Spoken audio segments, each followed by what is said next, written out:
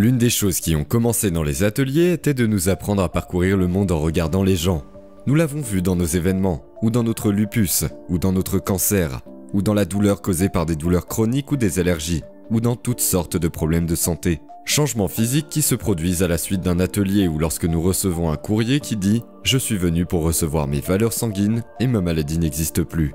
Lorsque vous envisagez un placebo, considérez ceci.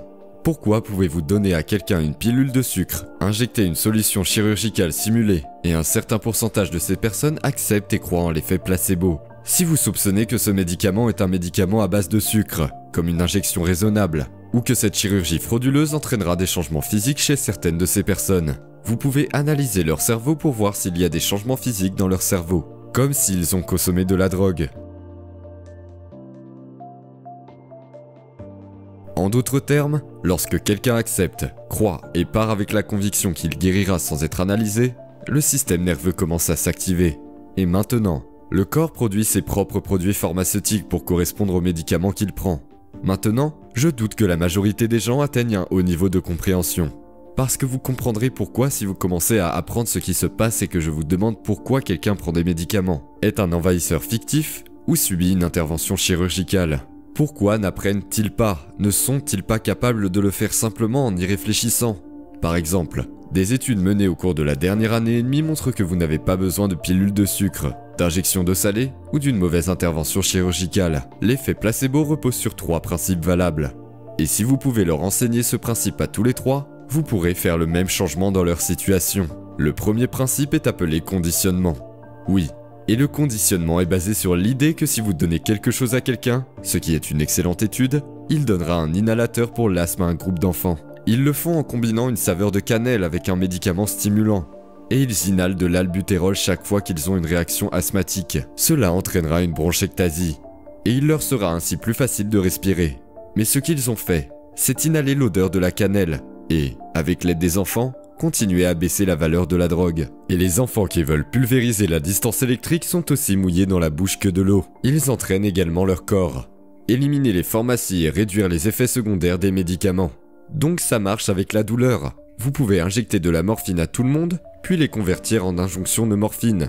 Leur refuser la possibilité de s'injecter de la morphine et fournir votre propre morphine. Commencez à administrer un médicament spécifique à un patient atteint de la maladie de Parkinson afin d'augmenter son taux de dopamine. Redémarrer, redémarrer, redémarrer, redémarrer, redémarrer, redémarrer, redémarrer. Et n'oubliez pas, ils produisent de la dopamine. Pas seulement un peu de dopamine, mais 200 fois la quantité de dopamine. Donc, si vous pouvez vous permettre de prendre de l'aspirine tous les jours parce que cela aide à soulager les maux de tête ou les migraines de temps en temps, alors un certain pourcentage de patients seront d'accord si vous faites une pilule qui ressemble à de l'aspirine et que vous la leur donnez. Ils entrent, prennent de l'aspirine après une injection de solution saline, et leur corps produit ses propres anti-inflammatoires, peu importe ce qu'ils croient. Ils sont incapables de soulager leur douleur par eux-mêmes.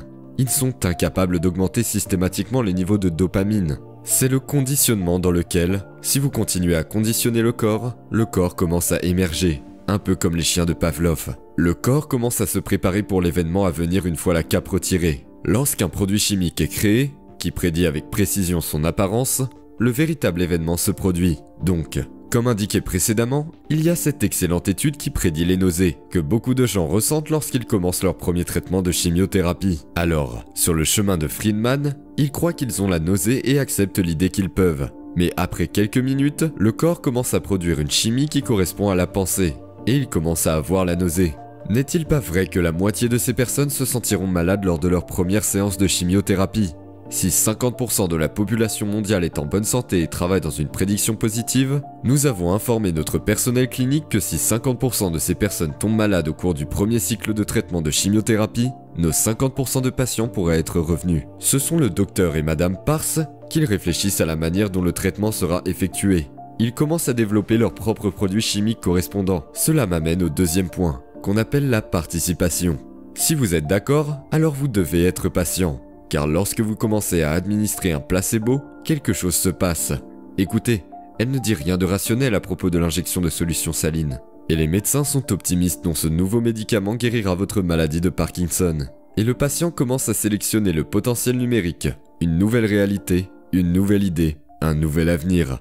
Ensuite, ils deviennent émotionnellement troublés par ce qu'ils croient qui les rendra heureux, et ils commencent à créer une émotion forte. Lorsque vous combinez une intention claire avec une émotion forte, vous créez un nouvel état d'être. Et ce sont ces produits chimiques qui font que le corps change simplement en pensant. Vous pouvez dire à un patient par exemple « Hé, écoutez-moi, nous allons effectuer une opération majeure sur votre genou. » Vous pouvez les déplacer près de vous et ouvrir le genou sans jamais effectuer de chirurgie. Et c'est arrivé plusieurs fois. C'est le travail de Mosley, et cela montre que ces hommes pourront courir sans douleur au genou dans 2 ou 6 ans. Et comment est-il arrivé là? Éclaboussure. Et ils ont choisi ce qu'ils croient être une acceptation et sont maintenant convaincus que l'opération sera couronnée de succès. Ils ont également commencé à laisser leur empreinte sur le système nerveux autonome. Et le cartilage est guéri par le système nerveux autonome. Ils ne peuvent pas guérir le cartilage par eux-mêmes. Cependant, ils croient qu'ils sont supérieurs à tout le monde et agissent en conséquence. C'est ainsi que fonctionne le second mécanisme. En conséquence, ceux qui performent exceptionnellement bien sont souvent les plus optimistes quant à l'avenir. Par conséquent, le deuxième point est que vous devez attendre. Après cela, nous avons appris à le faire des autres. Pour commencer, si nous revenons au premier, nous avons appris à conditionner leur corps à un nouvel état d'esprit. Ce que nous faisons dans nos ateliers. Dans le deuxième scénario, nous leur avons demandé de sélectionner un potentiel dans le domaine quantitatif, de l'embarrasser émotionnellement et de commencer à enseigner à leur corps l'émotion qu'il ressent avant que l'événement ne se produise. Ensuite, nous les laissons s'abandonner à un esprit supérieur et vivre leur vie comme si leur prière avait été exaucée. C'est le mécanisme exact qui déclenche le processus de guérison. La troisième étape, cependant, consiste à donner une signification au symbole. Lorsque vous donnez du sens à quelque chose, vous augmentez votre intention. Ce fut une expérience incroyable. Ils ont passé une journée dans le hall d'un hôtel avec un groupe de femmes latino-américaines, les regardant retourner le matelas, déplacer les meubles et nettoyer le mur de la salle de bain, le lit tombé du lit et l'eau des toilettes coulée, carbonisée. De plus, les scientifiques ont découvert que ces femmes avaient violé les recommandations d'exercice du Surgeon Général. Ils n'avaient aucune idée de ce dont pourquoi ils s'embarquaient en ce moment. Ils les ont séparés en 2 groupes et ont permis à l'un d'eux de continuer à faire ce qu'il faisait sans s'arrêter. Et ils sont allés avec l'autre groupe. Vous connaissez les avantages de l'exercice. Vous brûlez plus de calories et vous ne faites pas toutes ces femmes, dont la majorité est en surpoids, ont-ils déclaré. L'exercice, comme vous le savez probablement, peut vous aider à perdre du poids, à réduire votre fréquence cardiaque, à modifier votre poids et à renforcer votre estime de soi. Et il leur a enseigné tout ce qu'ils devaient savoir sur les avantages de l'exercice.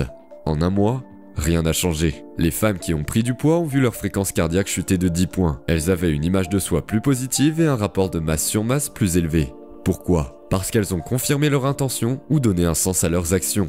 Par conséquent, plus vous en savez, les meilleurs seront vos résultats. Lorsqu'un médecin nous dit que nous avons un nouveau médicament et qu'il est enthousiasmé, ou lorsque quelqu'un commence à comprendre ce qu'il fait et pourquoi il le fait parce qu'il participe à une thérapie, il est responsable. Et c'est pourquoi nous utilisons autant de connaissances scientifiques dans nos séminaires, car nous voulons que les gens comprennent ce qu'ils font et pourquoi ils le font. En conséquence, il n'y a rien à méditer, rien à croire et rien à laisser au dogme. Ils sont bien conscients de ce qu'ils font, et quand vous donnez du sens à quelque chose, vous augmentez son intention. Plus vous en saurez, meilleurs seront vos résultats.